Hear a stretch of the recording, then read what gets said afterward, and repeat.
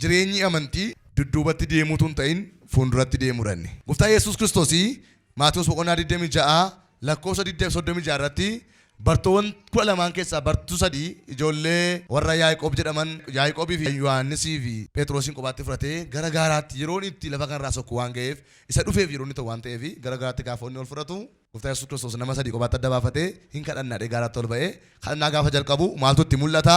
Waraanamuutu itti mul'ata, dhiiguutu itti mul'ata, gonfoo qoraattii baachuutu itti mul'ata, reebamuutu itti mul'ata, hadhaa'uu baafamuutu itti mul'ata ture. Yesuus Kiristoos waan ta'eef foon uffatee waan jiruuf yeroo sana naasuu, sodaa, dhiphina, gadda, kadhannaa guddaatu itti dhaga'amaa ture. Waaqayyo nama kadhatu calaa calin jedhu ni dhagaa. Ilma isaa calaa garuu cal jedheedha macaafni keenya. Sababiin inni cal jedheefi yoo inni itti deeme malee hin ta'u. Kanaaf deebi'ee kadhatee dhufee dafqisaa dhiigatti geeddaramuu jalqabeera. Dhiphinarraa kan ka'e, gaddarraa kan ka'e baay'ee wanti inni itti deemaa jiru waraansadha. Maal argaa jira? Yihuudoota isa waraanan arga. Mataa isaa dhiigaa jiru arga. Isa booddee amma deebi'ee lammaffaattis achi Waaqayyo cal jedhee asii bartoonni cal jedhanii hin kadhatan irraa futuran. Dhumarratti akka jedhe sadaffaa irratti kaa itti adeemna bakkaadhe. Jireenyi amantootaa itti adeemuudha. Inni gaarichatti adeemee, rakkinichatti adeemee, waraanamuutti adeemee, jireenyi amantootaa immoo isa duukaa bu'an Kiristoos Yesuus isa waraanamuu nuuf fudhate sana duukaa itti adeemuudha. Gara dudduubaatti deemuu miti, baak gochuu miti. Kaleessa nan faarfadhaa, har'a nan dadhabe jechuun jireenya amantootaa keessaa hiikan qabu wenne.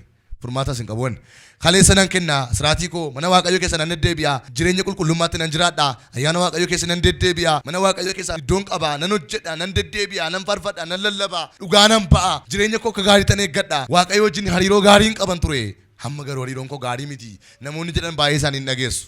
Dhugaadha biyyi lafaa hariiroo Waaqayyoo fi namni qabu yeroo baay'ee rukutuudhaaf hin fiiga waan ta'eef namoonni akkas jedhan baay'ee isaanii ni dadhabu. Biyya geeddartanii hojiidhaan, jireenyaan, haala baay'eedhaan, gaa'ilaan, haala baay'eedhaan jireenyi isaanii yeroo dudduubatti deebi'u agarra. Isaan kuni hafuurri isaanii yeroo sana hin muddama. Hafuurri isaanii gara dudduubaatti gaafa gototamu, foon isaanii gaafa gototu baay'ee muddamu, baay'ee dhiphatu. Mana yaala dhaqanii fayyuu hin danda'an jireenya hafuuraa isaanii dhukkubsata waan ta'eef. Ittiin tolu wanti baay'een. Jireenyi amantootaa gara duubaatti gaafa deebi'u maal ta'a? Gara qoosuutti deebi'utti deebi'a. Qoosu Waaqayyoo hin jiru amma jedhamutti. Hafuurri qulqulluun jiru ammoo jedhamutti seexan isaan geesse fayyina isaanii kana dimismisiisa yookiin haqa. Kanaaf amantoonni yeroo kamiyyuu haa ta'an, akkamiyyuu dadhabi, hammamiyyuu qorami, hammamiyyuu waan baay'ee sitti dhufa dhufu gara fuulduraatti deemuun kee murtoodha. Gara fuulduraatti deemuu qaba amanaan tokko. Inni ba'aa baatus inni gaaffii qabus gara fuulduraatti deemuu qaba. Gooftaa wajjiniin isa inni itti deeme sanatti deemuudha. Isa inni fudhate sanatti deemuudha. Jireenyaan fidee dhufa jedhe. Ulfina sinii fidee dhufa jedhe. Gonfoon sinii fidaa jedhe. Dhufeen immoo sin fudhadha jedhe. Isa inni nu fudhachuu deemuu sanatti deemuun keenya baay'ee barbaachisaadha obboloota ko.